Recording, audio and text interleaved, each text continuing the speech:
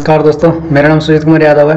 आज आपको class 10th का चैप्टर नंबर वही फर्स्ट ही चलेगा, rise of nationalism in Europe. उसका हम क्या पढ़ेंगे, आज थर्ड पार्ट पढ़ेंगे। ठीक है, फर्स्ट पार्ट हमने पढ़ लिया था, सेकंड में देख लिया था कि कैसे कैसे आपका ट्रीटी ऑफ वियना हुआ था। ठीक है, उसके बाद हम उसमें ये भी बताए थे कि कैसे लुई 16 को हराया गया था वाटरलू की लड़ाई में। ठीक है, अब नेक्स्ट क्या पढ़ते हैं कि उसके आगे जो भी कहानी शुरू हुई थी उसके आगे रिलेटेड करते हुए पढ़ते हैं। ठीक है, चलिए तो उसके आगे देखिए, जो भी वाटरलू में जो शामिल हुए थे उनके साथ साथ आपके यहाँ पे हम लोग पढ़ेंगे कि जो जो रिवॉल्यूशनरीज थे वो लोग चाहते क्या थे। ठीक है, तो बेसिकली क्या क्या चाहते थे वो लोग, उसके बारे में हम लोग ध्यान देंगे। एक सेकेंड, इस डिस्टर्बेंस को शांत करते हैं पहले।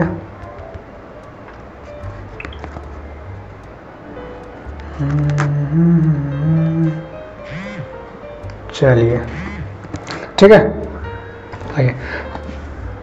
हमने पढ़ा था कि क्या हुआ था, रिवॉल्यूशनरीज जो क्या हो रहे थे, अपनी अपनी मांगों को लेकर और हमला करते जा रहे थे। सीधा सा गवर्नमेंट पे भी क्या कर रहे थे, हमला कर दे रहे थे। गवर्नमेंट बेसिकली था क्या, वहाँ पे किंग था, मोनार्किक सिस्टम चल रहा था, उस पर हमला कर देते थे। उसी चीज़ को यहाँ पे ख़त्म करने के लिए इन्होंने नई नई बातें रखी थी। चलिए देखते हैं कौन सी। और जो रिवॉल्यूशनरीज थे वो लोग क्या चाहते थे, वो लोग चाहते थे कि मोनार्क सिस्टम क्या हो, हटाया जाए। ठीक है, इस्टेब्लिश हो।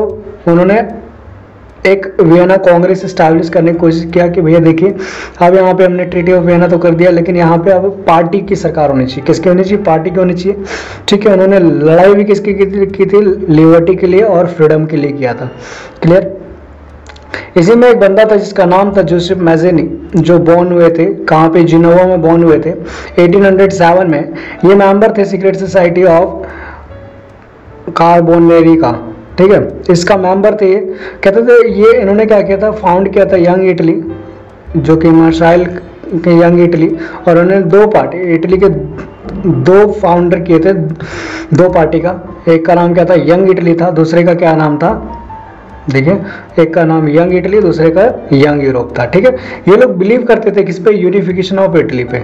ठीक है, और साथ ही साथ इटली क्या हो, रिपब्लिक हो। क्लियर।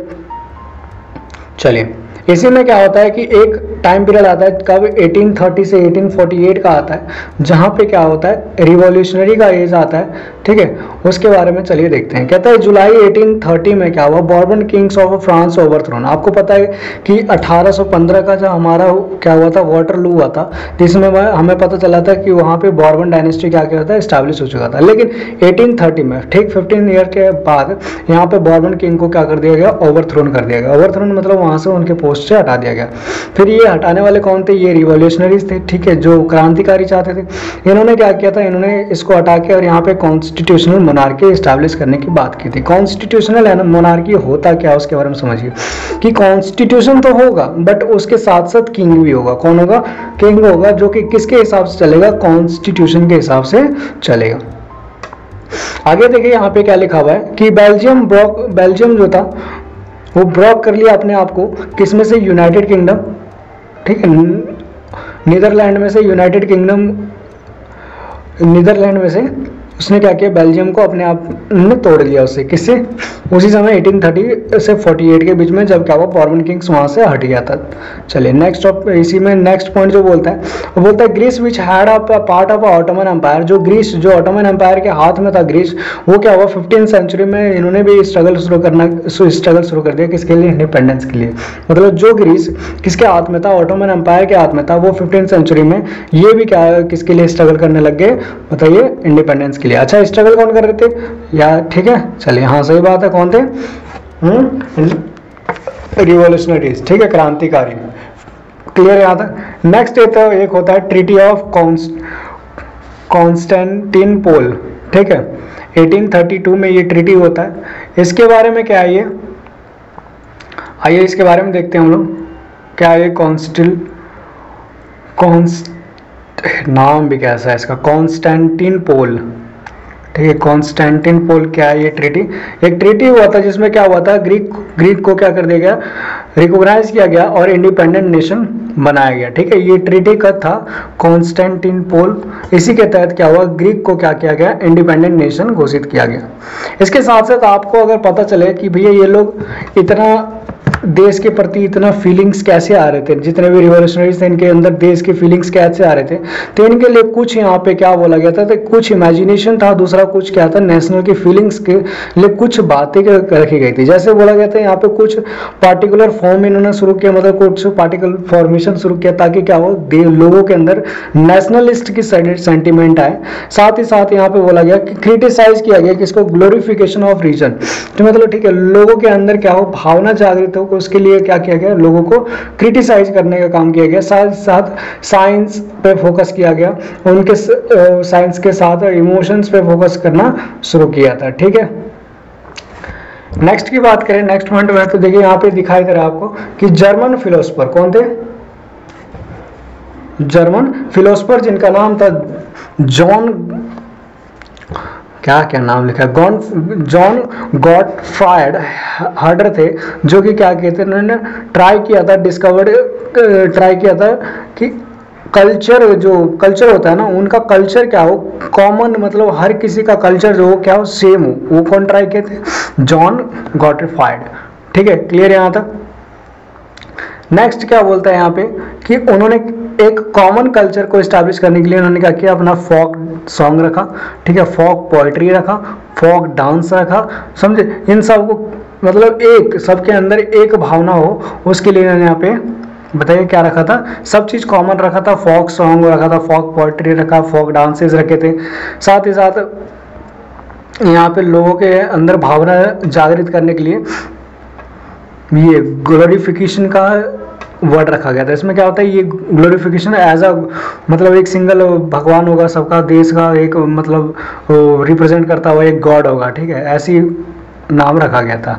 चलिए नेक्स्ट पॉइंट की बात करें, यहाँ पे एक टाइम था जहाँ पे हाँ उस फ्रेंच में पूरे यूरोप में हंगर हार्डशिप की एक समस्या पैदा हुई थी। वो क्या हुआ था कि मोस्ट ऑफ कंट्रीज वहाँ पे ज़्यादातर लोग क्या थे, जॉब्स के लिए परेशान होते थे। वहाँ पे लोगों को एम्प्लॉयमेंट नहीं मिल रहा था, रोजगार नहीं मिल रहा था। ठीक है, पॉपुलेशन फ्रॉम रूरल, देखो यहाँ की पॉपुलेशन जो थी रूरल से किधर की ओर बढ़ रही थी, सिटीज़ की ओर बढ़ रही थी। सिटीज़ की ओर बढ़ने के कारण यहाँ पे क्या था, ज़्यादा ओवर क्राउडेड हो चुका था। कहाँ पे, स्लम्स में, कहाँ पे, इन स्लम एरिया में ज़्यादा ओवर क्राउडेड हो चुका था। ओवर क्राउडेड का मतलब भीड़ इतनी बढ़ गई थी कि वहाँ पे आसपास भाई रहने खाने हर चीज़ में लोगों को दिक्कत होने लग गई थी।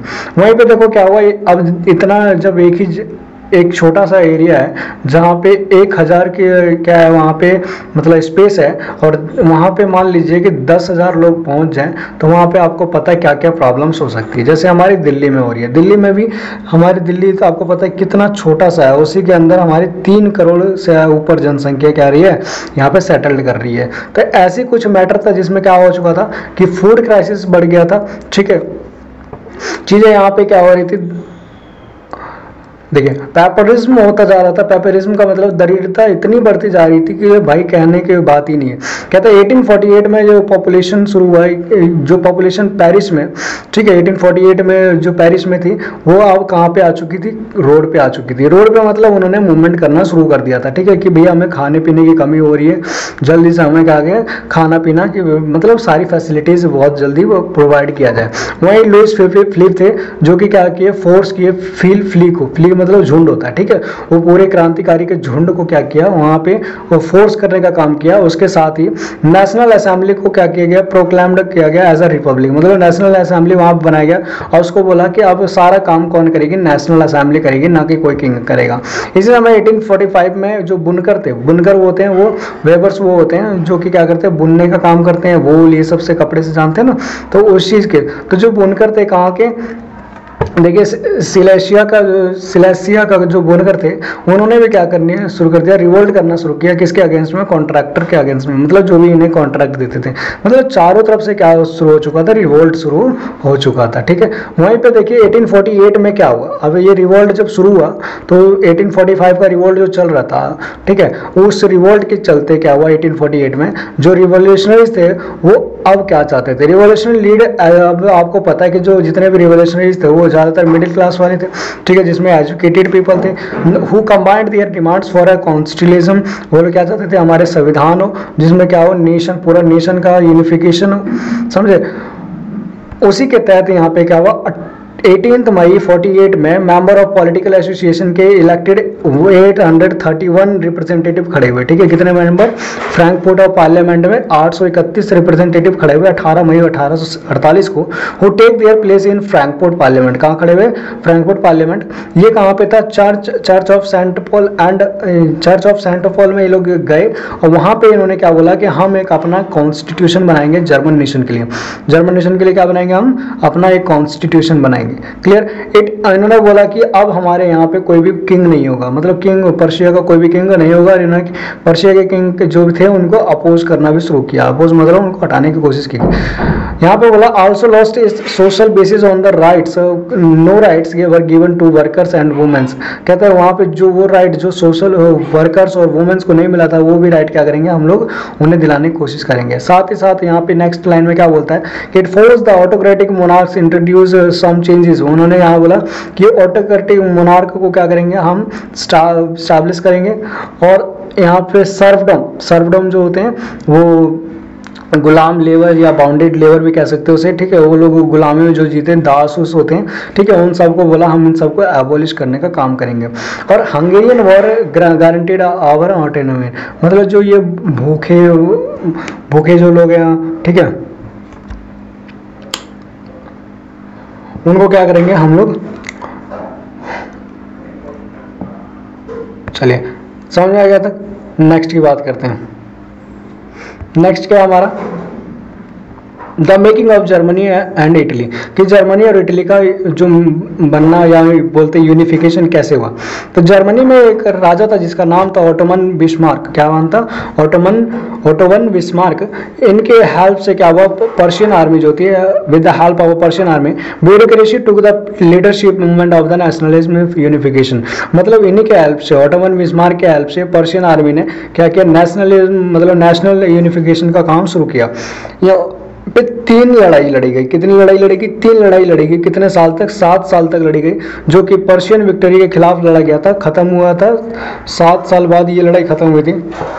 और ये पूरा कंप्लीट प्रोसेस हुआ था किसका? यूनिफिकेशन ऑफ जर्मनी का। इसी में केसर विलियम फर्स्ट जो था वो पर्शिया का हेड बना और न्यू जर्मन एम्पायर बना। कौन? केसर विलियम फर्स्ट। नेक्स्ट की बात है, अगर इटली की बात करें, अगर इटली के बारे में मैं आपको बता दूं। इटली का देखिए, मैं आपको ये थोड़ा सा फिगर बना देता हूँ। मान लीजिए ये इटली है, ठीक है। तो इटली के ना टोटल 7 पार्ट में बटा हुआ था। कितने पार्ट में था इटली? 7 पार्ट में, ठीक है। 1 2 3 4 5 6 7, ठीक है। इटली 7 पार्ट में बटा हुआ था। तो कहते हैं इटली का जो एक पार्ट था, जो 7 स्टेट्स में जो बटा हुआ था, उसमें एक ये वाला पार्ट सिर्फ ऐसा पार्ट था जिसमें ना सिर्फ उसमें इटली के राजा रहते थे, बाकी हर जगह अलग अलग के राजा रहते थे। यहाँ पे बोलता है सार्डिनिया पिडमोंट। इसका नाम क्या था? Sardinia Piedmont was ruled by the an Italian principal. मतलब ये सार्डिनिया पिडमोंट था, ये वाला एरिया। यहाँ पे सिर्फ कौन रूल करता था बताइए? इटालियन प्रिंसली स्टेट था, मतलब यहाँ पे इटली के राजा रूल करते थे। बाकी जगह सब अलग अलग जगह थे। कहते हैं Italy of unification programme start किया था किसके द्वारा? जोसेफ मैज़ेनी के द्वारा। किसके द्वारा स्टार्ट किया था? जोसेफ मैज़ेनी के द्वारा। बट ये क्या हो गया? फेल हो गया था।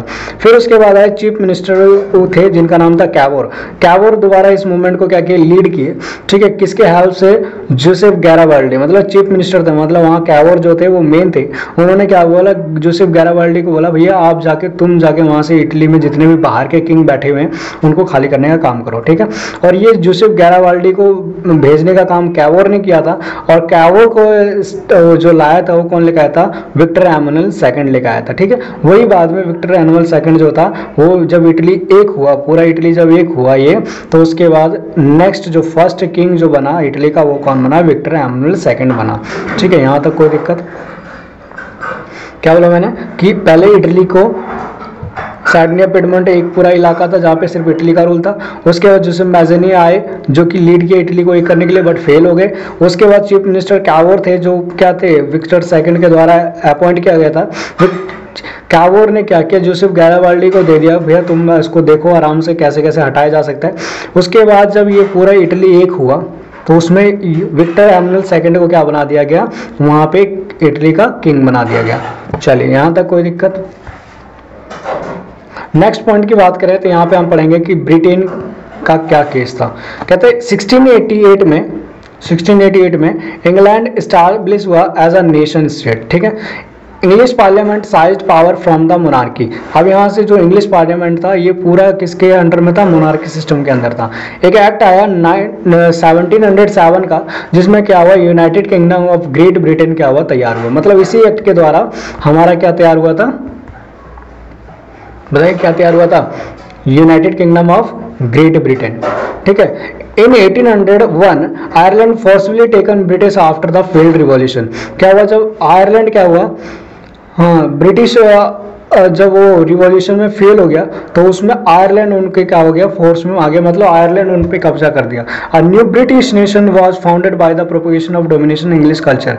जब इंग्लिश कल्चर क्या हुआ बहुत ज़्यादा डोमिनेंस में आया, तब जाके वहाँ पे एक ब्रिटिश नेशन क्या हुआ, फाउंड किया गया, समझे।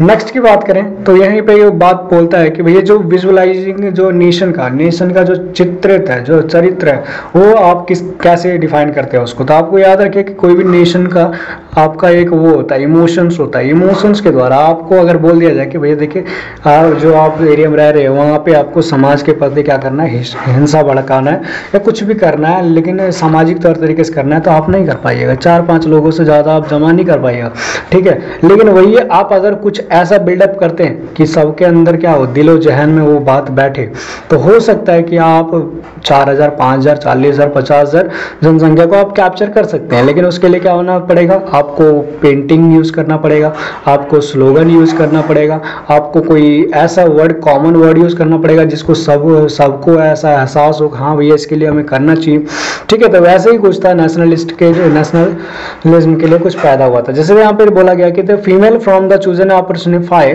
The nation did not stand for the particular women in real life. आपको पता है जो हमारा नेशन था वो औरतों के लिए, जो इनका नेशन था फ्रेंच रेवोल्यूशन, इनमें औरतों का कोई यहाँ पे पार्टिकुलर मतलब इनके स्टैंड नहीं था इनके लाइफ में वुमेन के। Rather short to give abstract idea of the nation of a constitute form. In the France of allegory was the Christian Marianne in Germany became the allegory. देखो यहाँ पे क्या बोलता है कि फ्रांस में एक वो जो पिक्चर बनाया गया था, ठीक है, वही मैरियाने ने क्या किया, यहाँ पे जर्मनी को एक एलोगरी फॉर्म दिया, ठीक है। नेक्स्ट बात करें यहाँ पे नेशनलिज्म और इंपेरियलिज्म में क्या अंतर है।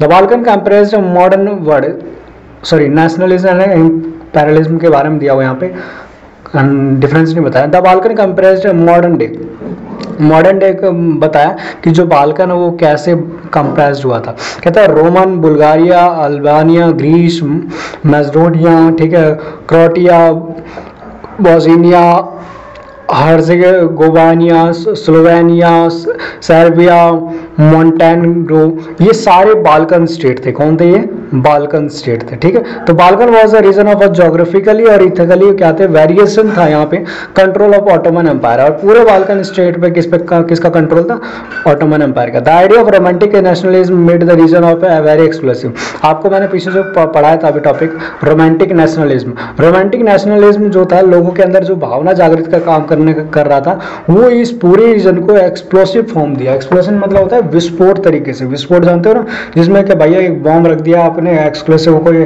बॉम्ब रखा जो कि क्या वहां रखते पूरा एरिया तहस नहस हो गया। तो वही जो इनके अंदर भावना थी किसकी, रोमांटिक नेशनलिज्म की, वो इनके जहन में घुस गई, ठीक है। जिसकी वजह से क्या हुआ, बाल्कन स्टेट फ्रेशली जेलियस है। वहाँ के जो वो राजा महाराजा उन सब से इनके लोगों के अंदर क्या हुए थे, जेलसपन बढ़ता जा रहा था, ठीक है। Each of hopped gained more territory. हर किसी के अंदर, जितने भी लोग थे, हर किसी के अंदर यही भावना थी कि भैया मेरे पास ना, बाल्कन स्टेट के अलग अलग स्टेट के लोग थे, बाल्कन स्टेट का हर कोई जो एरिया था वो चाहता था मेरे पास ज़्यादा एरिया रहे, ठीक है। जैसे मान लो कि अल्बानिया चाह रहा था कि ग्रीस भी मेरे अंदर ही आ जाए, ठीक है, मैसेडोनिया भी मेरे अंदर आ जाए। तो ऐसी जो उनके अंदर प्रॉपर्टी गेन करने, टेरिटरी को गेन करने की जो तो मतलब एक्सपेंस था लोगों के अंदर, भावना जो थी, वही क्या की यहाँ पे European power also looking for external control over the area. पूरा यूरोपियन पावर भी क्या चाह रही थी कि पूरे बाल्कन स्टेट पे भी क्या हो, हमारा कब्जा हो। इसी पूरी सीरीज के कारण, इसी पूरी रीजन्स के कारण वहाँ पे क्या हुआ, फर्स्ट वर्ल्ड वॉर भी हुआ था। कहाँ पे हुआ, बाल्कन स्टेट को लेकर फर्स्ट वर्ल्ड वॉर भी हुआ था। चलिए यहाँ तक कोई दिक्कत किसी को। ये चैप्टर यहीं पे खत्म होता है आपका बाल्कन स्टेट पे। मैंने 3 पार्ट में इस पूरे चैप्टर को क्या किया, कवर किया है। 3 पार्ट में कवर किया। आप अच्छे से तीनों पार्ट को वीडियो को देखिए, ठीक है। हाँ, वीडियो में इतनी बढ़िया क्वालिटी अभी मैं नहीं दे पा रहा हूँ, वो मैं खुद बोल रहा हूँ।